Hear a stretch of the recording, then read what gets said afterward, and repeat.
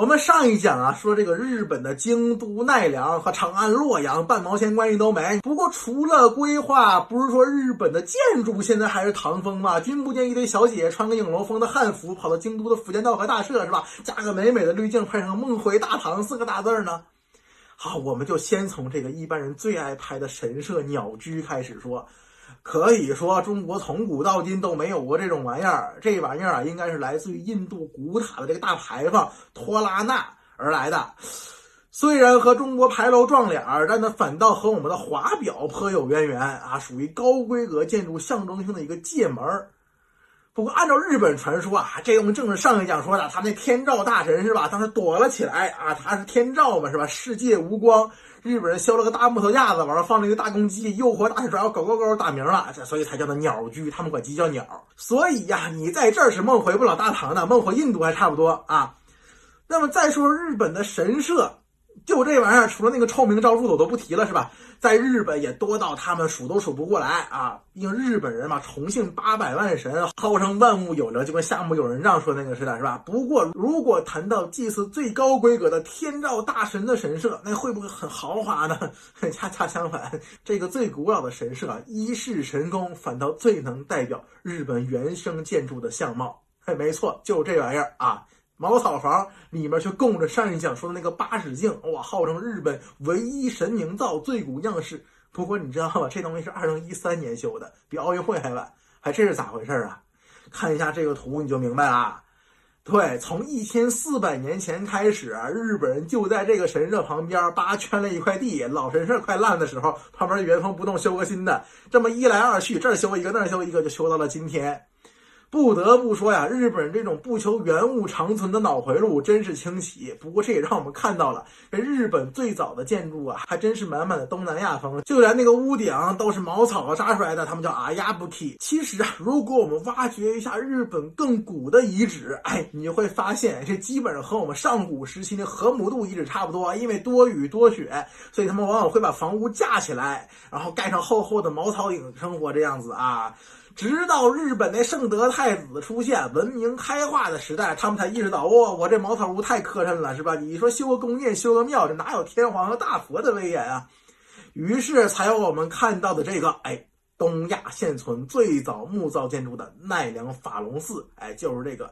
而其中最著名的叫做伽蓝配置，就是这个一塔一金堂。我给大家解释一下啊。都听说过这南朝484多少楼台烟雨中，那楼台就是佛寺的塔，但是它原型它又登场了，就是印度这玩意儿。没错，那就是个放舍利子的坟包啊，叫做 stupa。 这东西呢传入西域之后，逐渐变成这样了，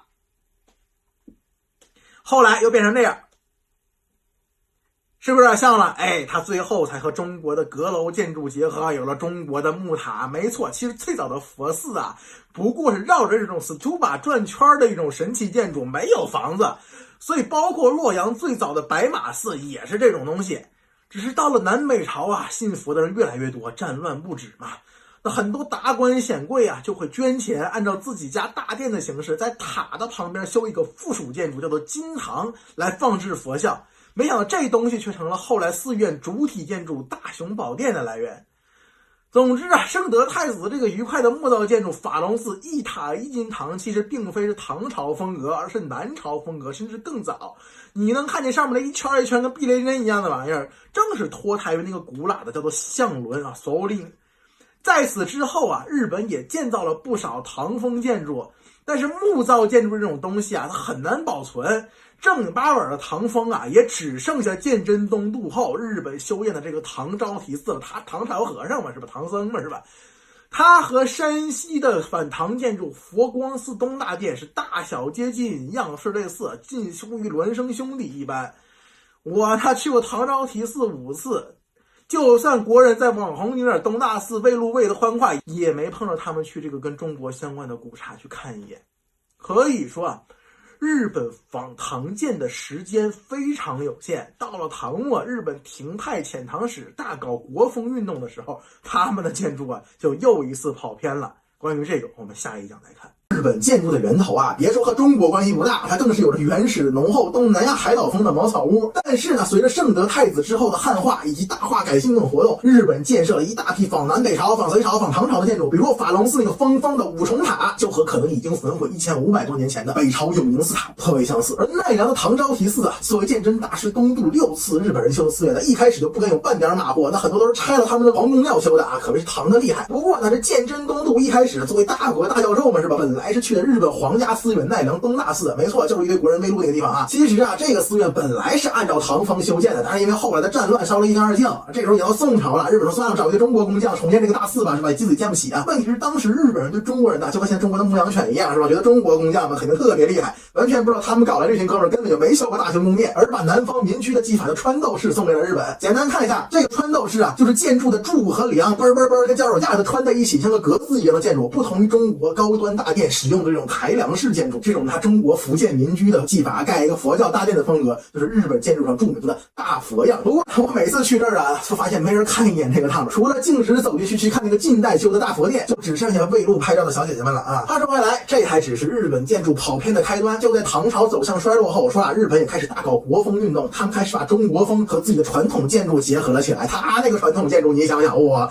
有着木片子，还长着大绿毛的大屋顶啊，下面木柱子还架起来的地板，和神社一样，前面伸出个挡雨棚子，纵深特别大，但看着还有点中国味的合样建筑出现了。与此同时啊，随着宋朝禅宗传入日本，一种仿宋制的建筑禅宗样也开始大量兴起。但是你发现点没？说是仿中国，哎，它不仅烧不起瓦，它用的还是木片屋顶不说，哎，而且这些建筑的脑袋怎么这么大？其实如果我们看一下中国传统的抬梁式建筑啊，你就会发现，哎，都是一个柱子抬着一个梁，越来越高，然后上面铺上船带，就这个小木条，哎，在这个木条上铺上木板，再铺瓦的结果，坡没有那么的陡。然而对于多雨雪台风的日本，它自古以来都是这种巨大的大屋顶，你看这茅草屋是吧？所以他们根本不适合中国这种样式。所以呢，他们在此基础上加上了一种木头架子拼成的格子，叫做小屋组。哎，来看一下这个，就是这跟现在盖房的脚手架一样的玩意儿，已经和中国建筑是南辕北辙了。但是为了模仿的像一些呢，哎，他们还在房檐上铺上了一堆完全不受力的假船子。其中最具代表性的就是法隆寺因火灾后重修的法隆寺大讲堂了。当然，如果你看一下日本的唐招提寺以及中国唐建佛光寺东大殿，你也会发现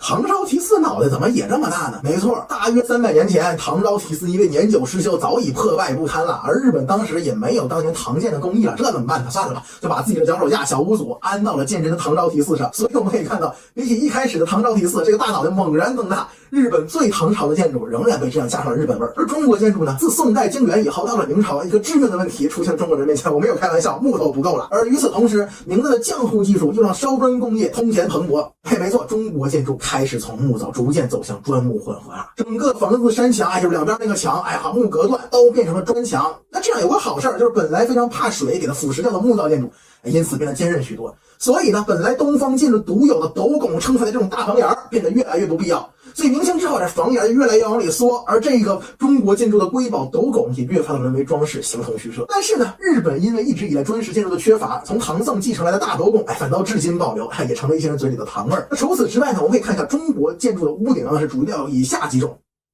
其中有4面坡的五殿顶